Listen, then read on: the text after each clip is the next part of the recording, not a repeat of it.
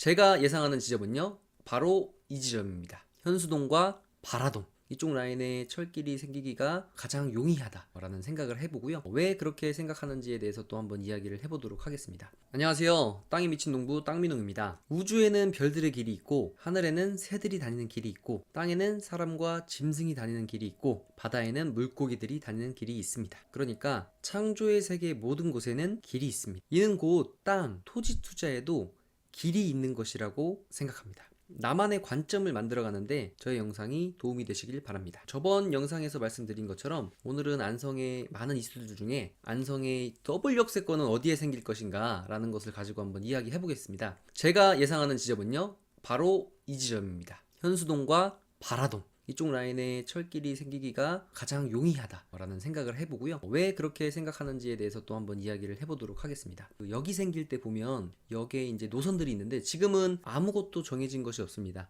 예비 타당성 조사 정도를 통과한 거지 앞으로도 가야 할 길은 멀기 때문에 안성의 역에 대한 이슈는 앞으로 10년 이상 계속 이슈가 이루어지고, 그리고 이번에 제4차 국가철도망 계획에 지금 평택 부발선과 동탄 청주공항선이 예비 타당성 조사를 통과했기 때문에 물론 또 5년마다 예타를 다시 하긴 합니다. 하지만 앞으로 안성의 인구 유입 그리고 안성이 발전될 것으로 예상이 되어지기 때문에 이곳에 예전부터 10년, 20년 전부터 얘기가 있었던 평택 안성선, 그러니까 평택 부발선의 약간 전신이라고도 볼 수 있습니다. 우리가 안성 지역의 부동산을 가보면 안성역은 여기에 생기게 돼 있어, 뭐 가연동 종합터미널 근처야 라고 이야기를 하시는데 그분들도 근거가 없는 얘기는 아닙니다. 그분들이 어떤 정보를 가지고 그런 이야기를 하시는지 제가 조금 이따가 또 말씀을 드릴게요.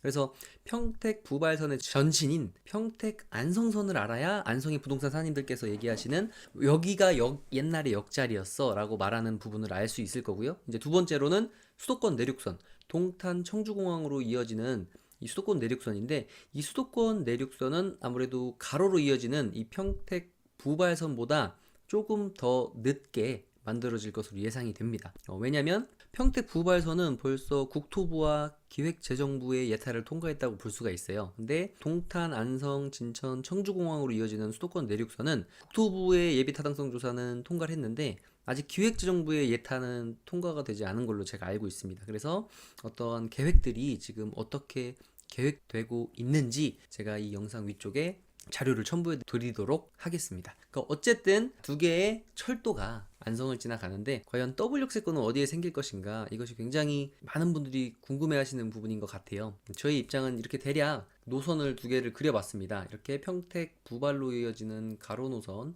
그리고 동탄 청주공항으로 이어지는 세로 노선인데 지금 아무것도 그림은 그려지지 않은 상태인데 이제 대략적으로 여러 가지 정보를 종합해서 그려봤습니다. 그렇다면 이 평택 부발선이 제가 먼저 생긴다고 했잖아요. 그러면 이 평택 부발선에 안성에는 과연 한 개의 역사만 생길까요? 저는 그렇게 생각하지 않습니다. 지금은 물론 안성의 인구가 많이 받쳐주지 못하고 있기 때문에 안성에 이제 역이 한 2개 정도 생기지 않나라는 예상을 해보는데 3개가 될 수도 있겠죠. 예비 타당성, 그러니까 사업성이 나오면 됩니다. 철도를 까는 철도시설공단, 그리고 운영하는 뭐 코릴이라든지 이런 주체들도 자본주의 시장에서는 돈이 되면은 사업을 하게 되어져 있습니다. 그렇기 때문에 향후의 평택과 안성의 인구는 이 수도권 그리고 우리나라에서도 인구가 증가되는 도시가 많지 않은데 인구가 많이 증가될 도시 중에 평택과 안성이 들어가기 때문에 이곳이 향후에 인구가 계속적으로 증가를 한다면 철로를 깔고 난 후에도 역사는 만들면 되는 거니까요. 그래서 제가 대략 예상하는 건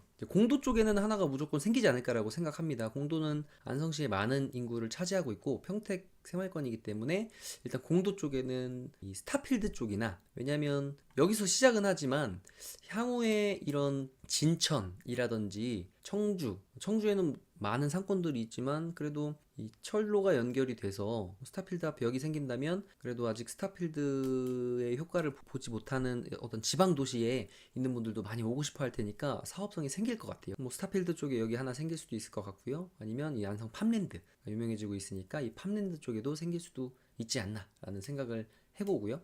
그리고 이제 동탄에서 이어지는 수도권 내륙선 같으면 쭉 보다 보면 여기 양성면 일대나 이 대림동산 쪽에 하나 생길 수도 있지 않나라는 생각해봅니다. 대림동산이나 롯데캐슬 쪽에요. 그리고 나서 그 다음에 이제 더블 역세권이 되는 곳은 아무래도 철로라는 게 급격하게 꺾기가 쉽지 않잖아요. 물론 급격하게 꺾이는 구간들이 뭐 공법상 있을 수도 있겠지만 그러기는 좀 쉽지 않지 않나라고 생각을 해서 자료들을 이제 조사하는 과정 가운데 이런 선을 한번 그려봤고, 그 중에서 구도심과 신도심, 안성은 지금 구도심이 있고 그 다음에 아양지구, 당황지구, 뭐 건지지구, 아양 2차 부지 해서 이 38번 국도 그리고 57번 국도 안쪽으로 해서 추가적인 개발 계획이 이루어질 것으로 보여집니다. 그런데 안성의 중심부를 지나가지는 못할 것 같아요. 왜냐면 서울처럼 수익이 나오면 지하로도 들어갈 수 있겠죠. 하지만 금액적으로 사업성이 나오지 않기 때문에 도심으로는 지나가지 않을 것 같습니다. 그래서 다른 곳들을 한번 가보겠습니다. 지금 서해안 복선전철 라인과 경강선 라인을 한번 볼 건데, 일단 이천부터 가볼까요?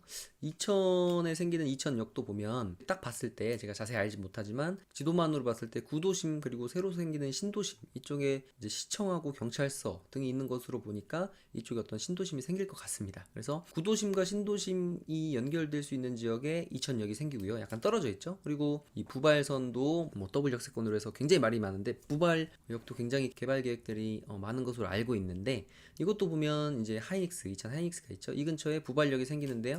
이것도 약간 떨어져 있습니다. 도심과. 지적 편집도 한번 잠깐 볼까요? 네, 도심과 약간 떨어져 있는 지역이죠. 그리고 이제 서해안 복선전철 쪽을 한번 가보겠습니다. 서해안 복선전철의 그 유명한 안중역입니다. 안중역도 약간 떨어져 있죠. 약간 외곽에 있습니다. 그리고 조금 더 올라가서 보면, 자, 이것이 화성의 남양입니다. 남양 뉴타운도 이제 구도심과 새로 이제 계속 계획이 확대가 되고 있는데, 지금 보면 이쪽에 이제 서해스타일스들 지어지고 있죠. 약간 외곽에, 그러니까 도심을 통과할 수도 있는데 우리나라의 기술력이 엄청나지 않습니까? 하지만 굳이 도심을 통과할 이유가 없고, 그리고 돈이 굉장히 많이 들어간다는 사실입니다. 지하로 터널을 뚫는다는 게 이렇게 그냥 땅 위로 가는 것보다 굉장히 많은 돈이 들어가기 때문에, 아무래도 서울권을 제외한 이 그냥 수도권, 경기도권에서는 아무래도 도심을 관통하는 그런 철도는 아직까지 만들기 쉽지 않다라는 생각이 들고요.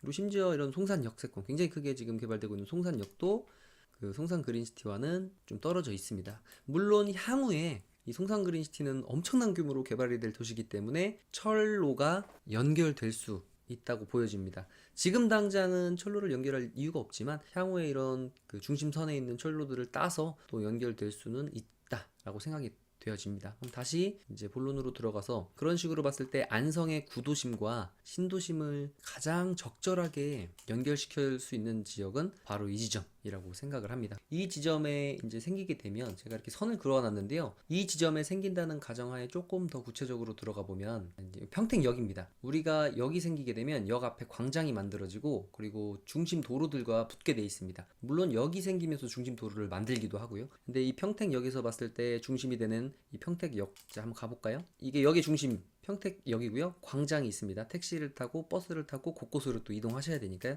이 평택역 앞에 중심이 되는 메인 도로가 있고요. 그리고 직선으로 뻗는 도로들이 쭉쭉쭉 나 있죠. 그래서 거의 보통 역 앞을 가보면 역 앞에 광장이 있고 큰 4차선 이상의 삼거리는 거의 구축이 돼 있는 것 같아요. 저기 평택이었고요. 그리고 또 다른 곳에 가보면 이제 천안입니다. 천안역 1번 출구 나가보면 이쪽도 천안역 교차로라고 해서 이렇게 축이 있습니다. 중심축을 기준으로 해서 여기 이제 중심이 되겠네요. 가로축과 세로축이 있죠. 또 아파트도 지어지고 있고요. 이런 그 기존의 역들이 추진된 것으로 봤을 때, 안성은 여기 이곳에 역세권이 생기고 광장이 생긴다면 이 57번 국도 라인이 가로축이 되고, 지금 안성맞춤 아톨이 있는 세로축이 돼서 이 축을 중심으로 구도심 그리고 세로를 통해서 향후에 아양 2차 부지가 그 안성이 계속 발전됨에 따라서 개발 압력으로 인해서 안성의 2차 부지도 개발이 된다는 가정 하에 이쪽에 여기 생긴다면 좌측으로 가서 새로운 아양지구 신도심과 위쪽으로 가서 이 구도심의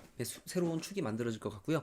그렇다면 이 도기동의 이 가운데에는 무엇이 들어올까요? 이것은 다음번 영상에서 한번 만들어 보도록 하겠습니다. 그래서 이 현수동, 바라동, 이 중리동 라인에 들어올 확률이 굉장히 높은데, 그 중에서 현수동 이 라인으로 들어온다면 아트홀을 끼고 이런 삼거리가 형성될 것 같고요. 조금 더 왼쪽으로 이동한다고 보면 이쪽 그 바라동하고 중리동 이 개동 라인으로 해서 들어온다고 보면 사거리가 형성될 수 있습니다. 이렇게 가로축은 57번 국도 라인이고 도기동으로 들어가는 라인과 그리고 아양 2차 부지 그리고 아양 1차 부지로 들어갈 수 있는 이 라인으로 도로가 사거리가 생길 수 있다고 보여집니다. 그래서 계속 보다 보면 이제 우리가 역세권들을 가보면 앞쪽 광장 쪽으로는 이제 빠르게 개발이 되는데 이 뒤쪽은 아무래도 시간이 좀 걸리지 않나 생각을 해봅니다. 그래서 역세권은 한 20년 정도는 걸린다고 보여지고요. 이 20년 정도의 시간이 소요가 되는 데 인해서 서울 세종 고속도로로 인한 파급 효과로 인해서 그리고 기업들 일자리가 생기면서 인구가 유입이 되면 이 아양 2차 지구, 다왕지구와 지금 아양지구가 꽉 차지 않아서 아직은 시간이 좀 있고 근데 이것들이 이제 개발 압력으로 인해서 이것이 차고 넘쳐서 도심이 확장이 돼야 될 때 당연히 2차 부지가 확장이 될 거고요. 그것들과 연계해서 이 38번 국도 라인하고 57번 국도 라인 안쪽은 안성에서 굉장히 빠르게 주거지역으로 바뀔 것으로 예상이 됩니다. 그리고 리로 남아있는 곳들은 향후에 이제 기업들이 들어올 확률이 높고요. 그리고 아까 전에 얘기했던 이제 터미널 쪽에 여기 들어온다고 하신 분들의 그 말은 뭐냐면 이제 그분들이 옛날에 알고 계셨던 평택 안성선을 가지고 이제 이야기하시는데 그때는 맞습니다. 이게 평택 안성선인데요. 서정리역에서부터 시작을 해서 이 라인을 쭉 보면 고덕신도시와 안성 간에 BRT 라인이 지금 또 구상되어져 있는 게 있는데 BRT 라인하고 굉장히 비슷합니다. 이것이 고덕신도시부터 시작해서 쭉 와서 용죽지구 그다음에 안성의 그 공도 대림동산 쭉쭉쭉 지나서 38국도 지나서 당황지구 위쪽으로 해서 차량기지 이것이 이제 안성 터미널이죠. 이것은 뭐냐면요. 쭉 읽어보시면 알겠지만 평택 부발선과는 좀 틀린 경전철 개념으로 안성과 평택에서 추진했던 사업입니다. 이 사업은 한 20년 전부터 그래서 예전부터 부동산 하시던 사장님들이 이 평택 안성선의 역에 대한 지금 이런 도면들이라든지 그런 이야기들을 알고 계시기 때문에 이제 평택의 역은 가현동이다. 안성 터미널 쪽이다 라는 얘기 하시는데 제가 쭉 오랫동안 이렇게 왔다 갔다 하면서 생각을 해봐도 그분들의 이런 자료들을 예전에 보셨으면 요즘에 이제 새로 바뀌는 자료들을 보시지 않았으면 터미널 쪽이야 라고 얘기하실 수 있는 근거가 이제 이 자료가 되겠죠. 근데 이 평택 안성선은 평택 부발선으로 인해서 이 계획은 역사 속으로 사라졌다라고 보시면 됩니다. 그리고 이것 같으면은 좀 약간 급하게 짠 게 보이는 게 경전철 라인이다 보니까 이런 도심들을 지나서 이 라인도 보면은 지금 38번 국도 라인을 쭉 딴 것 같아요. 그래서 이 계획은 이제 철회됐다, 없어졌다 라고 보시면 됩니다. 평택 부발선으로 합류가 됐기 때문에 이제 기존에 얘기하셨던 안성 가현동이나 지금 터미널 부근에 여기 생긴다는 이야기는 아마 이 평택 안성선의 얘기를 기준으로 하셨던 것이기 때문에 아마 역사의 뒤안길로 사라지지 않을까. 만약 이것이 다시 추진이 된다면 이것은 BRT 노선으로 해서 버스로 다닌다라는 개념으로 저는 생각을 하고 있습니다. 안성에 들어오는 역은 아마 예전부터 그 어르신들은 이제 가현동 그리고 이쪽 푸르지오 아파트 쪽 이 지금 안성 터미널 근처라고 얘기하셨던 합리적 추로는 평택 안성선이었고요. 이제 평택 부발선에 모든 것이 이제 들어갔기 때문에 향후에 현수동과 바라동 이쪽 라인에 역이 생기지 않을까라는 예상을 한번 해봅니다. 평택 부발선하고 동탄 청주공항으로 이어지는 수도권 내륙선의 핵심은 평택 부발선은 수도권 내륙선보다는 빨리 개통이 된다는 것입니다. 그리고 이 평택 부발선의 개통으로 인해서 평택에서부터 강릉까지 1시간 20분이면 갈 수 있는 이렇게 빨간색으로 되어져 있는 부분은 지금 추진 구간이고요. 파란색처럼 되어져 있는 부분은 이미 개통이 된 구간들입니다. 그래서 이 구간들이 총 연결이 되면 강릉까지 이어진다라는 사실이고요. 그러면 안성에서도 강릉까지 이제 1시간이면 갈 수 있는 시대가 열릴 수 있다는 이야기입니다.